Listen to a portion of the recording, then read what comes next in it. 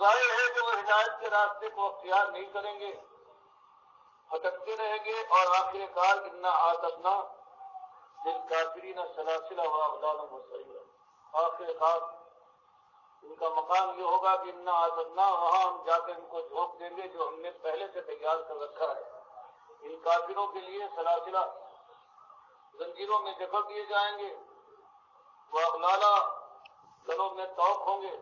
وسعیرا، اور آگ کی لپٹوں میں جوش مارتے ہوئے لاوے کے اندر ان کو جھونک دیا۔ فرمایا ہم نے کوئی ظلم نہیں کیا، سارے انتظام کیے ہیں، اب انسان خود ناشکرا ہے کہ ہمارا کھانے کے بعد نمک حلالی کی روش اختیار ہے، اور جو ہماری بات مان لے اس کے لیے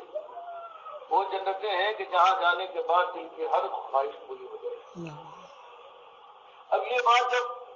4-5 سال ہو گئے ہیں، یہی ایک بات دنیا والوں کے سامنے مکے کے اندر، اور بڑے سمجھدار عرب کے جو سرتاج مانے جاتے تھے ان کے سامنے یہی بات آ رہی ہے، مختلف انداز سے یہی بات کہی جا رہی ہے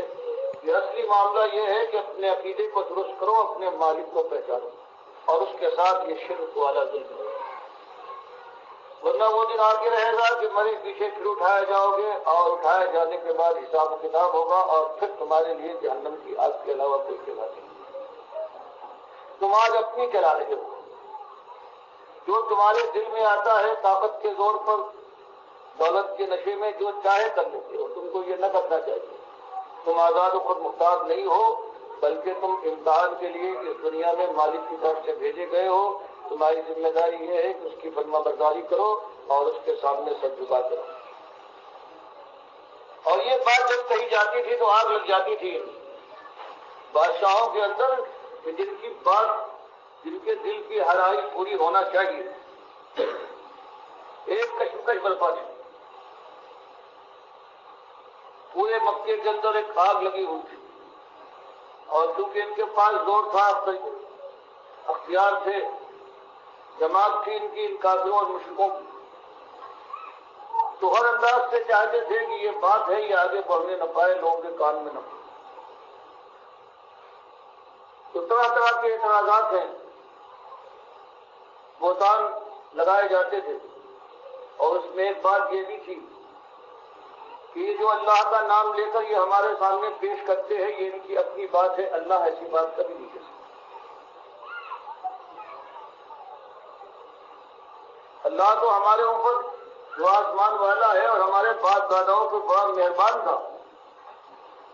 اگر یہ کوئی بری بات ہوتی جو ہم کر رہے ہیں، یہ کفر و شرک اور اپنے حضرات اور اپنے باباؤں کے ساتھ جو ہمارا تعلق ہے،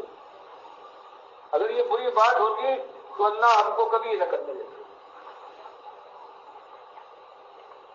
تو اس لیے جس کو یہ اللہ کی بات کہہ کے پیش کر رہے ہیں، یہ خالص اپنی غرض ہے، ہم کو گرانا چاہتے ہیں، اپنے کو بڑھانا چاہتے ہیں۔ تو مالک نے جواب دیا کہ یہ جھوٹے ہیں، آپ دل شکستہ نہ ہو، ذرہ برابر کوئی آپ کے دل پر میل نہ آئے، اور یہ خود کان کھول کر سن لیں کہ انا نحن نزلنا علیک القرآن، کہ انا ہم ہی وہ ہیں۔ یہ جو کہتے ہیں کہ ان کی اپنی بات ہے، اللہ کی بات ہوتی تو یکایک پورا قرآن اتار سکتا تھا۔ اللہ کے پاس تو بہت طاقت ہے، آسمان والے کے پاس۔ یہ ان کا اپنا بنایا ہوا ہے کہ تھوڑا سے بناتے ہیں، پھر پیش کرتے ہیں، پھر سوچتے ہیں، کچھ موقع لیتے ہیں، پھر تھوڑا سا بنا کر پیش کرتے ہیں۔ تو مالک نے ان دونوں باتوں رد کیا اور فرمایا انا نحنو، کہ ہم ہی وہ ہیں، وہ ذات ہے کہ نحنو، کہ ہم نزلنا، تین تاکیدوں کے ساتھ انا نحنو نزلنا، کہ صرف اور صرف ہم نے اتارا ہے تھوڑا تھوڑا کر کے علیہ کا آپ کے اوپر القرآن، اس قرآن کو تنزیلہ تھوڑا تھوڑا اتارنا۔ تو دونوں کا جواب مل گیا کہ نہ آپ کو یہ بنایا ہوا ہے، نہ ان کے اعتراض میں کوئی قوت ہے کہ اس کو یکایک کیوں نہیں، اگر اللہ کیا اس کو بھی بنانے میں مشکل ہوتی ہے، تھوڑا تھوڑا بناتا ہے۔ دونوں کا جواب مالک نے دے دیا۔ پھر فرمایا یہ ساری باتیں جو یہ کر رہے ہیں یہ خالص دشمنی ہے، نادان ناسمجھ نہیں ہے، لیکن اللہ کی بات کو جو آپ دنیا والوں کے سامنے لانا چاہتے ہیں، اس کی رکاوٹ کے لیے یہ ساری کوشش ہے۔ اور صرف یہ نہیں کہ آپ کے اوپر الزام لگائیں، بلکہ تالیاں پیٹتے ہیں آپ کے پیچھے، آپ کو برا بھلا کہتے ہیں، ان کی عورتیں گودے پھیلا پھیلا کر بددعائیں دیتی ہیں، اور ان کو موقع مل جائے تو آپ کے جان اور مال سے دشمنی کرتے ہیں، کوئی پتھراؤ کرنے پر تیار ہے اور کوئی مال ہڑپ کر جانے اور نقصان پہنچانے کے لیے کوشاں ہے۔ یہ اسی ایک بات کی وجہ سے کہ ان کی خدائی ہے، اس کا تک ڈگمگانے لگا ہے آپ کی اس بات سے، اور ہر طرح سے آپ کو یہ اس بات کے کہنے سے روکنا چاہتے ہیں، کبھی محبت اور پیار سے، کبھی چاپلوسی کے ذریعے سے، کبھی رشوت پیش کرتے ہیں، کبھی دھونس ڈالتے ہیں، اور کبھی جان و مال کے نقصان کا ڈراوا دیتے ہیں آپ کو اور آپ کے ساتھ۔ یہ بات نہ کہو، یہ جو بات ہے یہ ہمارے لیے ناقابل برداشت ہے۔ فرمایا حالات آپ کے لیے مشکل، آپ کے ساتھیوں کے لیے مشکل تر ہو رہے ہیں، دیکھتے ہیں، لیکن کیا کیا جائے؟ آج تو یہی حق ہے، اور ایک مومن کا یہی طریقہ ہونا چاہیے کہ حق بات سے کبھی نہ کترائے۔ حق بات تو بہرحال آپ کو کہنا ہے، آپ کی سب سے بڑی ذمہ داری ہے، اور ہر مومن پر یہ ذمہ داری ہے کہ بات کھول کر لوگوں کے سامنے لائے تاکہ اس کے مالک کی عزت برقرار رہے، اور جنہوں نے اس کے ساتھ ساجھا کرنے کی کوشش کی ہے ان کی حیثیت واضح کر دی جائے۔ یہ بات تو ہر مومن کی، یہ فرض کے طور سے اس کا فریضہ ہے کہ اس سے زیادہ خیر خواہی کی بات دنیا والوں کے ساتھ اور کوئی نہیں ہو سکتی۔ جو ان کو بس بتایا جائے تو ہو سکتا ہے ان میں سے کچھ لوگ اس بات کو مان لے، اپنی غلطی سے طائب ہو کر، اور اللہ کی بندگی کی طرف بڑھ جائے۔ اور تو آپ کو کرنا ہے، اسی کام کے لیے تو آپ کو بھیجا گیا ہے، سارے انبیاء کو بھیجا گیا ہے، یہی تو ذمہ داری سارے مومنوں اور مسلمانوں کو ہے۔ اس لیے اس میں کمی تو نہیں آئے گی، چاہے یہ کچھ کر لے، تصویر حکم رکھے تو جمے رہیے اسی انداز سے۔ یہ آج کا کوئی اپنا خود خیال یا نکالا ہوا طریقہ نہیں ہے، یہ آپ کے پروردگار نے حکم رکھے، کہ آپ کے پروردگار نے آپ کو حکم دیا ہے، آپ کے رب نے، کہ بات کھول کر دنیا والوں کے سامنے لانا ہے، چاہے کچھ ہو جائے۔ راستہ سخت ہے، مقابلہ انتہائی دشوار، لیکن جمنا ہے، بغیر جمے ہوئے اللہ کے یہاں کوئی قیمت نہ اٹھے۔ اللہ سارا کیا کرایا بات کرتا ہے، تصویر سب کے ساتھ کسی راستے پر قدم ڈالے رکھیے، کیونکہ لحکم ربک، یہ آپ کے رب کو، اور جس انداز سے یہ لوگ آپ کو نقصان پہنچائیں، ہر طرح سے تکلیفیں دیں، گھیرے، رشوت پیش کرے، چاپلوسی کرے، حساب پیش آئے، کیا کہ توحید کی یہ اصلی بات ان کے سامنے نہ لائیے، شرک رد نہ کیجیے، ولا تطیع، اور ہرگز ہرگز نہ مانیے گا، منہم، ان میں سے جو بھی آپ کو مختلف انداز سے راستے سے ہٹانا چاہے، آثمن، کوئی ایک گناہ گار ہے، شرابی، زانی، بدکار، خائن ہے، سود خور ہے، وہ چاہتا ہے اتنی آپ باتیں بیان فرما رہے ہیں جہاں توحید کے ساتھ اور مکارم اخلاق اور اخلاق کی خوبیاں بیان کر رہے ہیں، جس سے اس کے اوپر ضبط پڑ سکے، یہ بات آپ نہ پیش کریں۔ اور اسی طرح سے وہ کفورا کافر کہتا ہے عقیدے کی بات نہ چھیڑیں، گناہگار کہتا ہے اس کو فضول کی بات نہ کیجیے، سب آپ سے ہم سے بن سکتی ہے، آپ اپنے ہم گلے لگا لیں گے۔ اور یہی کافر کہتا ہے عقیدے کے بات کو قریب نہ لائیے، پھر آپ اپنے ہیں اور ہم آپ ہیں۔ لیکن حکم دیا جا رہا ہے کہ کچھ بھی ہو جائے، نہ اس فاسق و فاجر عاصم کی بات ماننا ہے، اور نہ اس کافر کی، چاہے یہ زور و قوت کا مالک ہو اور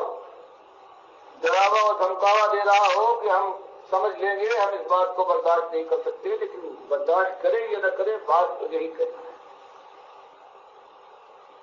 اور یہ مقام بڑا مشکل کام نہیں ہے، مقام بھی مشکل ہے، کام بڑا شریف ہے۔ اس راستے میں آگے بڑھنا آسان بات نہیں ہے۔ تو ایک تو صبر آپ کو کرنا ہے، جماعت کے ساتھ کچھ ہو جائے، اور دوسری بات کہ اللہ کی یاد سے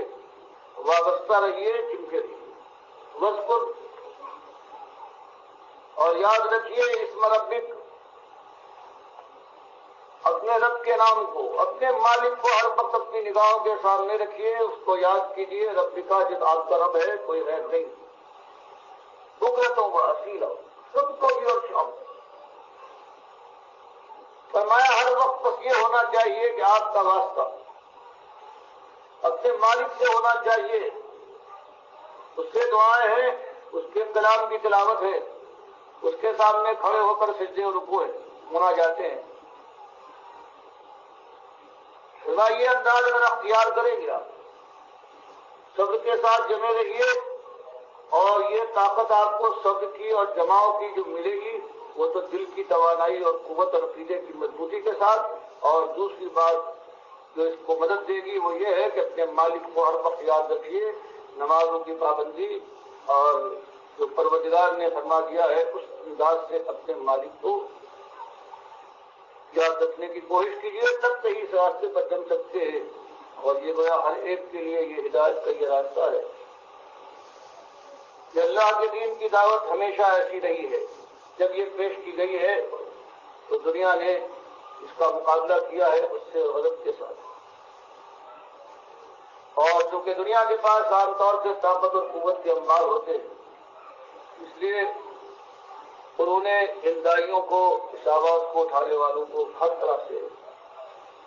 گھیرے میں لیا ہے اور پریشان کرنے کی کوشش کی ہے۔ تو مالک فرماتا ہے یہ تو ہمیشہ ہوا ہے، آپ کے ساتھ بھی ہو رہا ہے، ہمیشہ ہوتا رہے گا۔ تو اس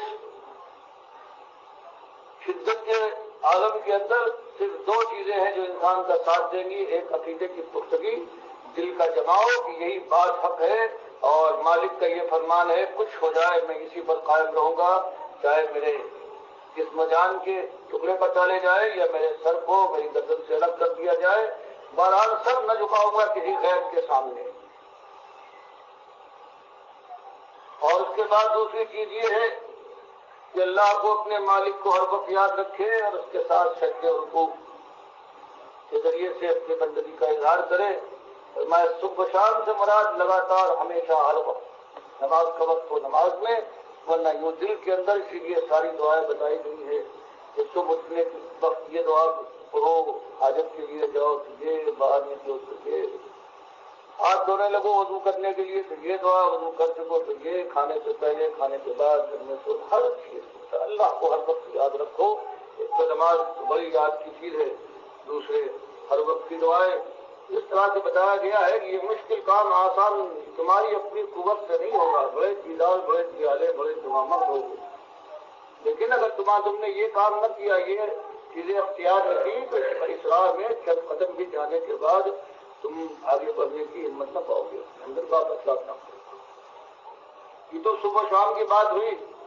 وَمِنَ اللَّيْلِ، اور رات کا ایک حصہ فَاسْجُدْ ہو، تم مالک کے سامنے سجدہ کرو، تو سبح ہو، اور اس کی تسبیح اور پاکی بیان کرو، لیلاً طویلا، رات کا طویل حصہ۔ تہجد اور رات کو دوسرے کا معاملہ تھا، یہ مزمل وغیرہ میں آیا ہے، اس کے اندر تربیت کی گئی ہے کہ اس طرح سے ایسے مشکل کام کو انجام دینا یوں نہیں ہو سکتا کہ کوئی یہ سوچ لے اور اس کے بعد یہ سمجھے کہ یہ آسان کام ہے، یہ ساری دنیا سے جنگ کا معاملہ ہے، اور اس کے بعد اس کے اندر ایک قدم ڈالنے کے بعد پیچھے ہٹا لینے کا معنی ارتداد ہے اور کفر ہے۔ سارا کیا کرایا پہلے کا ہے وہ بھی غلط ہو جائے گا۔ کام تو یہی کرنا ہے، لیکن اس کے لیے انتظامات یہ ہے کہ دل کی مضبوطی کے ساتھ اللہ کی راہ میں صبر و ثبات کے ساتھ، سب کے تین بڑے موقع ہوتے تو صابرین بالباساء والضراء وحین الباس۔ کہ باسا ہو سکتی ہے، پیٹ کی آگ لگے، تندرستی اور پریشانی ہو، مالی مشکلات آئے، پھر یہ سب ہے کہ خودکار کرنا، اللہ کی شکایت کرنا، یا کسی کے سامنے اپنے کو ذلیل کر کے ہاتھ پھیلانا، یا خیانت، بے ایمانی کرنا، یہ سارا ہے جو نہیں کرتا ہے اور سب کے ساتھ جھیل جاتا ہے۔ وزگا اور کوئی اس مجال پر مصیبت آئے، بیمار ہو، مارا جائے اللہ کی راہ میں، تکلیف پہنچے، تو پھر سب کرنے والا وہی الباس۔ اور تیسرا بڑا مقام آتا ہے صبر کا، جب اللہ کی راہ میں میدان قتال میں ایک اللہ کا بندہ نکلتا ہے اور کفر و باطل کے مقابلے میں لوہے سے مقابلہ کرتا ہے اور پھر جان دے دیتا ہے، شہادت وہ آواز دیتا ہے اس کی شہادتوں کو، اور موت کی آنکھوں میں آگے ڈال کے جانے کی ہمت رکھتا ہے پیچھے سے۔ سزا یہ چیز ہے کہ صبر کی روش پیدا کرو، اور نمازوں کی پابندی ہے، اور اس کے ساتھ ساتھ اللہ کے نبی صلی اللہ علیہ وسلم سے یہ فرض تھا کہ وہ اللہ کے لیے رات کو تہجد پڑھے، لیکن صحابہ اکرام اور اسلام کے راجیوں کا یہی طریقہ تھا۔ ان مشکل مقامات سے گزرنے کے لیے وہ اللہ کے سامنے جہاں چندار دعائیں کرتے تھے، اللہ کو یاد کرتے تھے، وہ عادات کا ایک حصہ انہوں نے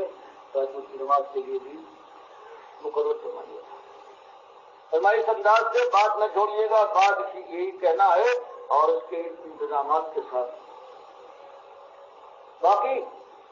جو مخالفتیں ہو رہی ہیں، یہ لوگ ناسمجھ، بے عقل اور کسی شمار میں لانے کے لائق نہیں ہے۔ یہ اللہ کے احسان فراموش، یہ نمک کھانے کے بعد نمک حرامی کرنے والے لوگ ہیں۔ ہمارے سارے احسانات بھلا دیے ہیں، دنیا کے ہو رہے ہیں، آخرت سے وہ نگاہ پھیر لیے، یہ ایسے سوچلے، ایسے کمزور، ایسے ذلیل ہے۔ تو ان کی باتوں کو زیادہ اثر نہ لیجیے۔ نحنو خلقناہم، ہم نے ان کو پیدا کیا ہے، یہ نہیں تھے، ہم ان کو لائے ہیں۔ اور پھر وشددنا اسرہم، ہم نے ان کا نقش درست کیا ہے، ہاتھ پیر، ان کی توانائی، ان کا دل و دول، ان کے سارے اعضاء اور جوارے ہم نے تھی۔ اب یہ سمجھنے لگے ہیں کہ ان کی بڑی حیثیت ہے، یہ اپنے مالک کے منہ آ رہے ہیں، اپنے پروردگار کے اوپر ظلم کرنے کا ان کا ارادہ ہے، اور اپنے کو یہ بہت کچھ سمجھتے ہیں۔ حالانکہ یہ بھول گئے کہ ہم نے ان کو پیدا کیا ہے، ہم نے ان کو بنایا ہے، اور ہم میں یہ طاقت ہے۔ وَإِذَا شِئْنَا بَدَّلْنَا أَمْثَالَهُمْ تَبْدِيلًا۔ یہ کوئی ایسے نہیں ہے کہ دنیا سے اگر یہ چلے جائے تو ہماری دنیا ویران ہو جائے گی۔ ہم میں یہ طاقت ہے کہ جب ہم چاہے بدلناہم، ہم کو ختم کر کے ان کی جگہ پر دوسروں کے لے آئے، بدلنا أمثالهم تبدیلا، جب چاہے ہم ان کو ہم مٹا سکتے ہیں اور دوسروں کو لا سکتے ہیں۔ ہماری دنیا ویران نہ ہوگی اور ہماری طاقت میں کوئی کمی نہ آئے گی۔ تو ان دیوانوں کی باتوں کا کیا کریں؟ یہ چیخ و پکار کرتے ہیں، یہ اپنی ہر طرح کی برائی آپ کو سامنے لاتے ہیں اور پیش کرتے ہیں، آپ کے ساتھیوں کو مختلف انداز سے ایذا دیتے ہیں۔ تو جو لوگ ناسمجھ ہیں، جاہل ہیں، نادان ہیں، ان کی بات کی پرواہ نہ کیجیے اور اپنے کام میں لگے رہیے۔ اللہ آپ کا حال میں نہ کرے، ان حاضری تذکرہ، اور ان لوگوں کو سنا دیجیے، یہ کسی سوال کرنے والے کا سوال نہیں ہے، تم سے کچھ نہیں مانگتا، نہ تم سے مال مانگتا ہے، نہ تم سے رفاقت مانگتا ہے، تم سے دوستی کا تعلق ہے، تمہاری خیر خواہی کے لیے اللہ نے اس کا یہ فریضہ مقرر کیا ہے کہ تمہارے سامنے بات کھول کر لا ڈالے اور تمہاری عقل و خرد کو جھنجھوڑ ڈالے، تاکہ تم سوچنے پر مجبور ہو جاؤ اور جس راستے پر جا رہے ہو اس سے رک کر پھر صحیح راہ پر اپنا قدم ڈال دو۔ یہ اللہ کی مہربانی ہے اور یہ نبی صلی اللہ علیہ وسلم کا تم پر احسان ہے کہ وہ بات اللہ بھی تم تک پہنچا رہے ہیں۔ یہ نصیحت ہے۔ فمن شاء، اب جو چاہتا ہے جس کو اپنی خیر منانا ہے، وہ اتخذ الی ربہ سبیلا، یہ اس کی اپنی مرضی ہے کہ اپنے رب کے پاس اپنا راستہ بنا لے، اس کی رحمتوں میں داخل ہو جائے، اور جو سرفراز اپنی دنیا پر جمع ہوا ہے اس سے الگ ہونے پر تیار نہیں ہے اور اللہ کی بات ماننا اس کو ناگوار ہے، اس کی اپنی مرضی، لیکن اسے معلوم ہونا چاہیے کہ وہ ہماری پکڑ سے اور ہمارے وبال سے وہ بچنا چاہے تو وہ نہیں بچ سکتا، اور وہ دن دور نہیں ہے، موت تو اس کی آنکھوں کے سامنے موجود ہے، اور اس کے بعد موت کے بعد وہ دن بھی آئے گا کہ ہم اپنے یہاں اس کو بلا کر اور فیصلہ کر ڈالیں گے اور ناشکری کے اس انجام تک پہنچائیں گے کہ وہ چیز ہوئے۔ اس طرح سے نرم انداز میں پروردگار نے پوری بات کہہ دی، لوگوں کو یہ دعوت کا مضمون ہے اور سارا قرآن دعوت کے لیے آیا ہے۔ اللہ کے نبی صلی اللہ علیہ وسلم کسی کو دنیا والوں کے سامنے لاتے تھے اور ان کو بھولی بات یاد دلاتے تھے۔ کتنی شہید روحیں تھی جنہوں نے بہت ہی جلد بات کو سمجھ لیا اور اللہ کے نبی صلی اللہ علیہ وسلم کے ساتھ آ گئے۔ کتنے ضدی اور ہر دھرم تھے جن کو دنیا نے اپنے تکبر اور غرور نے، اپنے باپ دادا کا جو چلن تھا اس نے، جھوٹی غیرت نے ان کو، حالانکہ وہ جان گئے تھے، دل بات کر گئی تھی کہ بات صحیح ہے، لیکن اس نے ان کو روکا یہاں تک کہ اس پر مارے گئے یا مرے۔ اور کچھ ایسے کچھ خدمت بھی تھے کہ مدتوں انہوں نے اللہ کی اس بات کو جانتے ہوئے اس کو رد کیا ہے، لیکن ایک وقت ان کے سامنے بھی آ گیا کہ ان کی ضد و ہردرمی ان کا ساتھ نہ دے پائی ہے، اور انہوں نے توبہ کر کے اللہ کی بات ماننے کے بعد اللہ کے نبی صلی اللہ علیہ وسلم کے ساتھ دیا ہے، اور کس طرح سے اپنے انجام کو انہوں نے بچا لیا ہے، اور آپ سے انہوں نے اپنا بچاؤ کر لیا ہے۔ اللہ تعالیٰ ہمیں بھی اس بات کی توفیق دے، جب اللہ کی بات کو جیسے جو قرآن میں ہے اور جیسے اس کے نبی صلی اللہ علیہ وسلم کی تشریح فرمائی ہے، وہ ہم اپنے دل میں اتار لیں اور ہماری زندگی میں وہ فرق آ جائے جو ایک مومن کی زندگی میں ایمان کے صحیح آ جانے کے بعد آنا چاہیے۔ اسی لیے سارے معاملات ہیں، سخت وقت آیا ہے اللہ کے نبی صلی اللہ علیہ وسلم پر، لیکن آپ کے دل میں سوائے خیر خائی سے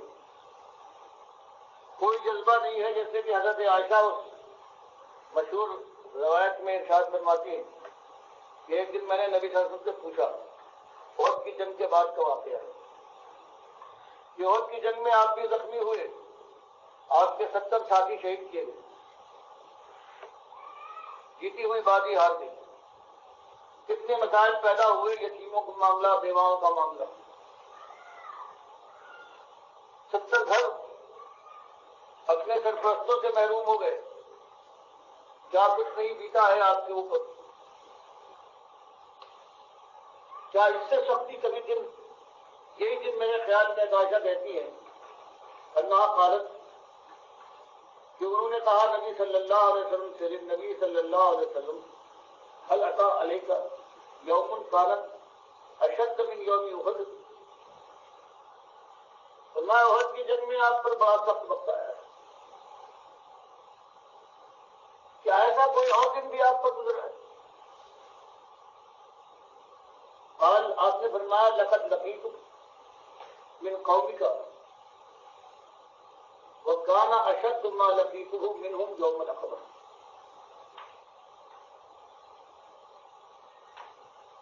جیسا نے فرمایا کہ ہاں تمہاری قوم نے ایسا کیا ہے، ایسی شدت اختیار کی ہے کہ اس سے زیادہ شدید دن اس پر آیا ہے۔ وكان اشد ما لقيته منهم يوم العقبہ، اور وہ تو ایسے بہت سے دن آئے ہیں لیکن ان میں سب اور شدید تر جو ہے وہ یوم عقبہ ہے۔ آیت کے اندر یوم عقبہ کے نام سے مشہور ہے کہ ارسطو نفسی الگنی ابدیل دئی پھر ابدی کلائی، جب میں نے ابدیا لیل عبد کلال کے بیٹے کے سامنے دین کو پیش کیا، اپنی جان کو پیش کیا کہ یہ میں اللہ کا نبی ہوں، یہ دعوت دیتا ہوں، تم یہاں کے سردار ہو، میرا ساتھ دو۔ ہر طرح سے میں نے اس کو سمجھایا، فلم مجیب تھی الا ما عرب تو، لیکن جو میں نے اس سے چاہا تھا، ارادہ کیا تھا کہ اس بات کو وہ مان لے، میں کچھ ماننے سے انکار کیا۔ اور اس کے بعد آج چھوڑ گئے کہ اس کے بعد مجھ پر کو پیٹی ہے، اس ظالم نے لوگوں کو بھاگ دیا ہے، بندوں کو، باش لڑکوں کو، اور انہوں نے اس طرح سے مجھے پریشان کیا ہے، ایسی ایذائیں دی ہیں کہ جب میں وہاں سے سمجھنے کے بعد کچھ دم مجھ میں آیا ہے فن طلب تو وہاں سے واپس لوٹا ہوں، وانا محموم علی وجہی، اور میرا چہرہ تھا بہت سی اداس ہے۔ فلم مستفق اللہ وانا کہ قرن صارف، مزید مکے کی طرف آ رہا ہوں، وہاں طائف سے کہ قرن صارف جو مکے اور مدینے، مکے اور طائف کے درمیان مقام ہے، میں اسی طرح سے چلا جا رہا تھا، اپنے اصلی ہوش میں نہیں تھا۔ جب قرن صارف کے پاس پہنچا ہوں تب صحیح معنوں میں مجھے پورا ہوش آیا، ایسا پریشان کیا تھا ان لوگوں نے۔ اور اس وقت فرفات و راسی، میں نے اپنے سر کو اونچا کیا، وَإِذَا أَنَا بِصَحَابَةٍ قَدْ أَضَلَّتْنِي، میں دیکھتا کیا ہوں کہ ایک بادل نے مجھ کو میرے اوپر سایہ کیا ہے، بادل چھا گیا ہے میرے سر سے۔ نظر کو میں نے غور سے دیکھا اس بادل میں، فَإِذَا بِهَا جبریل علیہ السلام بنادانی، تو اس میں دیکھا کہ جبریل علیہ السلام ہے، بنادانی، انہوں نے مجھے آواز دی، فقال، اور کہا کہ ان اللہ تعالی، کہ حقیقت یہ ہے کہ پروردگار عالم نے قد سمع قول قومک لک وما ردوا علیہ، جو آدمی توحید کی دعوت دین کی طرف ان کو بلایا ہے تو مالک نے سن لیا ہے قول قومک لک، جو آپ کی اس دعوت کے جواب میں آپ کی قوم نے آپ کو جواب دیا ہے، وما ردوا علیہ، اور جو اس کو رد کیا ہے کس سختی کے ساتھ، کیسی آپ کو ایذائیں اور کیسی تکلیفیں دی ہیں، اللہ نے سب کچھ کیا۔ وقت بعض یہ کا ملک الجبال،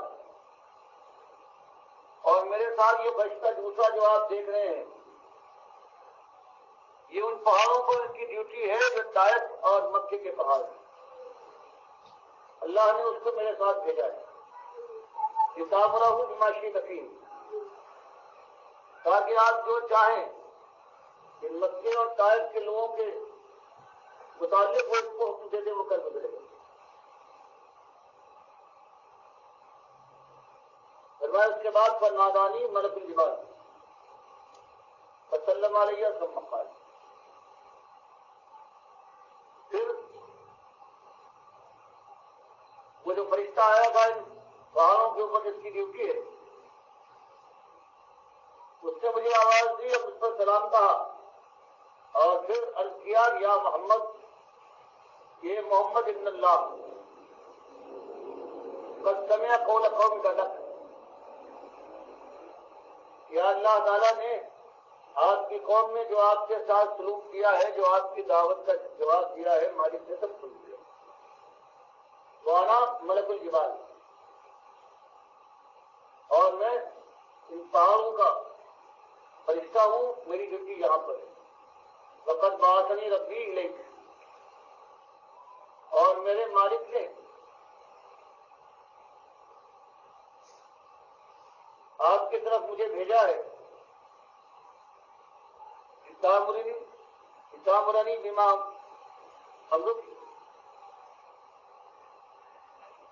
لتامرنی بامرک، تاکہ آپ جو مجھے حکم دیں ان بستیوں کے ساتھ ان پہاڑوں کو الٹ کر جس طرح آپ فرمائیں، حکم دے دیا گیا ہے کہ میں آپ کی بات کی فرما برداری کر کے اور آپ کی بات مانوں، فرمائے۔ تو آپ بتائیے کہ آپ کیا چاہتے ہیں، ان شیتا اسبقت علیہ مقصدی، اگر آپ یہ چاہتے ہیں کہ ان کو بالکل مٹا دیا جائے، تو میں بالکل تیار ہوں ان دونوں پہاڑوں کو جو ان کو گھیرے ہوئے ہیں، دونوں بستیوں کو، ان کو لے کر بستی والوں کو رکھ دوں گا۔ فقال النبی صلی اللہ علیہ وسلم، اللہ کے نبی صلی اللہ علیہ وسلم نے ارشاد فرمایا بل ارجو، کہ نہیں میں یہ نہیں کہتا، بل ارجو، بلکہ مجھے یہ امید ہے کہ یہ آج نہ مانے میری بات، ائی یخرج اللہ من اصلابہم من یعبد اللہ وحدہ لا یشرک بہ شیئا، فرمایا میں ان کی نسل کو اور ان کے ذات کو برباد کرنا نہیں چاہتا کہ اگر آج یہ نہیں مانتے میری اس توحید کی بات کو تو کل ایسا ہو سکتا ہے، مجھے یہ امید ہے کہ جو اللہ کہ اللہ نکالے گا من اصلابہم، ان کی پیٹھوں سے، ان کی اولادوں کو، اور وہ اولادیں ان کی طرح کی نہ ہوں گی من یعبد اللہ وحدہ، وہ لوگ آ جائیں گے جن کے دنیا میں نمودار ہونے کے لیے میں جان لگا رہا ہوں، سارے انبیاء جس کام کے لیے آئے ہیں کہ لوگ واحد بن جائیں، تو اگر یہ آج مٹا دیے گئے تو پھر میری یہ امید منقطع ہو جائے گی، پھر کیسے ان کی اولاد ہوگی اور کیسے واحد پیدا ہوں گے۔ اس لیے میں چاہتا ہوں ان کو چھوڑ دیا جائے، انہوں نے جو کچھ کیا ہے میں نے صبر کے ساتھ اسے اللہ کی رضا حاصل کرنے کے لیے برداشت کیا، اور میں امید رکھوں گا کہ ان کی اولاد میں وہ لوگ نکلیں گے کہ میں یعبد اللہ وحدہ، جو اللہ واحد کے بندے اور اس کے پجاری اور پوجنے والے ہوں گے، لا یشرک بہ شیئا، اور اس کے ساتھ کسی کو شریک میں ٹھہرائیں گے۔ اس کو بخاری اور مسلم میں روایت کیا ہے۔ تو اس طرح سے فرمایا گیا، حکم دیا گیا تھا کہ صبر کیجیے اللہ کی راہ میں، مشکلات آئے گی، ہر قسم کے آپ تکلیفیں پہنچے گی، صبر کیجیے، اور دل کے اندر انسانیت کی خیرخواہی کا جذبہ ہر وقت معطل رہے کہ اللہ کے بندے ہیں، یہ توحید کو مان لیں اور شرک سے پیدا کریں۔ تو اس طرح سے یہ دعوت ہے،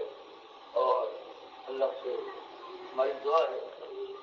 جو راستہ اللہ نے ہمیں دکھایا ہے سچا اور صحیح راستہ ضرور ہے، لیکن بڑا مشکل ہے۔ ایک تو یہ بھی مشکل بات ہے کہ انسان کے دل میں جوش آ جائے، کوئی موقع ہو وہ گولیوں کی بوچھار کے اندر چلا جائے، گولی لگی اور یہ بہت نہیں مشکل کام ہے، لیکن اس سے مشکل کام یہ ہے کہ پوری زندگی اللہ کی راہ میں اللہ کی حدیں اپنی زندگی پر لگائے رہے، بندہ بن کر اپنی زندگی کو اس طرح سے کرے کہ کوئی خود مختاری نہیں ہے، کوئی ناجائز کوئی کام نہیں کر سکتا، کوئی ناجائز نہ خوشی ہے، نہ تعلقات ہے، نہ خواہش ہے، یہ ایمان لانا اور آخری وقت تک ایمان پر جمے رہنا اور جو اس کے متعلق جو احکام ہے ان کو پورا کرنا، یہ مشکل چیز ہے۔ اللہ جب یہ توفیق دی ہے تو اس سے یہی امید ہے کہ انشاءاللہ جواب یہ عطا فرمائے گا اور ہمارا آپ کا خاتمہ ہوگا وہ خالص ایمان پر جو اللہ نے مقرر فرمایا ہے، اور اس طرح سے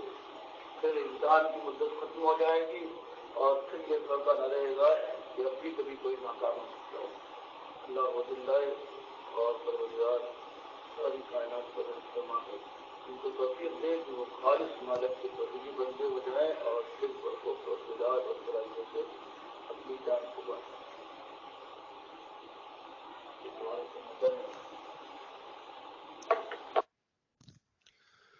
میرے پیارے بھائیوں، یہ آپ نے تقریر سنی ہے ڈاکٹر مسعود الدین عثمانی رحمۃ اللہ علیہ کی، کس قدر ایمان کے اندر اور اخلاص کے اندر، ہمدردی کے جذبے کے اندر ڈوبی یہ تقریر ہے، کیسا پیغام ہے، قرآن و حدیث کو کس طرح کھول کے بیان کیا ہے کہ یہ خیر خواہی کا معاملہ ہے، اور نچوڑ یہ ہے کہ ایسے موقع کے اوپر بھی جب لو لہان تھے تو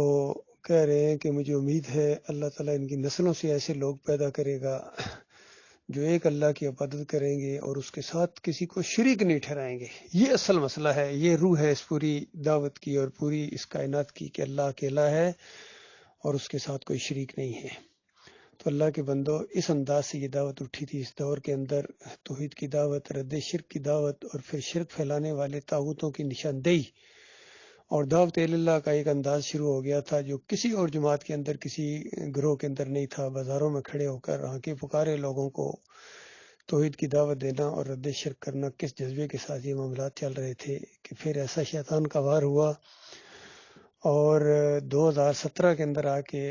یہ جو جماعت کے امین بنائے گئے تھے، ذمہ دار بنائے گئے تھے، امانت ان کے پاس تھی محمد حنیف کے پاس، ان کے اوپر ایسا شدید شیطان کا وار ہوا کہ سجدہ تعظیمی کا شرک اس جماعت کے اندر لے کے آ گئے، اور یہ فلسفہ پیش کر دیا کہ خاندان یعقوب علیہ السلام نے یوسف علیہ السلام کو سجدہ کیا تھا، اندازہ لگائی، اس پر ڈٹ گئے ہیں، انہوں نے اپنی ضد کا مسئلہ بنا لیا ہے۔ اسد جو ان کے اندر تھا ڈاکٹر عثمانی رحمۃ اللہ علیہ سے اور مخلص ساتھیوں سے، اس کی وجہ سے، اور ان کے اندر جو ایک کبر تھا اپنے علم کا اور تقوی کا، وہ ان کو لے ڈوبا۔ تو اللہ کے بندو، کیوں وہ راستہ تم نے چھوڑ دیا ہے؟ حالانکہ ڈاکٹر عثمانی رحمۃ اللہ علیہ کے فتوے موجود ہیں، ویسے موجود ہیں جو مولویوں کے ساتھ کرتے رہے کہ نہیں حضرت، خروا لہو سجادہ، لہو کی ضمیر اللہ کے لیے، اللہ کے لیے سجدے میں گر گئے۔ اور جن کا ایمان خراب ہوتا ہے وہ اس طرح تفسیر کرتے ہیں، کتنا زور ہے، جن کا ایمان خراب ہوتا ہے وہ اس طرح تفسیر کرتے ہیں کہ یوسف علیہ السلام کو سجدہ ہوا۔ اسی طرح پھر تفسیر کی